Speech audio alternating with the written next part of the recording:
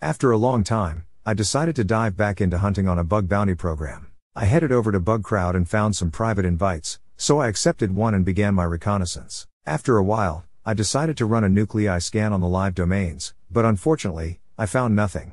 And quat. Feeling a bit discouraged, I decided to take a break and step out for a bit. There I thought of using my Termux setup, but still, no luck. That's when I remembered that I had some templates saved on my computer, but then I realized that I had actually uploaded them to my website. And quat. So, I headed over to my website, downloaded the templates, and ran a nuclei scan against the domains with those templates. And boom! I found a couple of easy bugs. You too can use these templates to help you with your bug hunting. Just visit my website and download them. Happy hunting!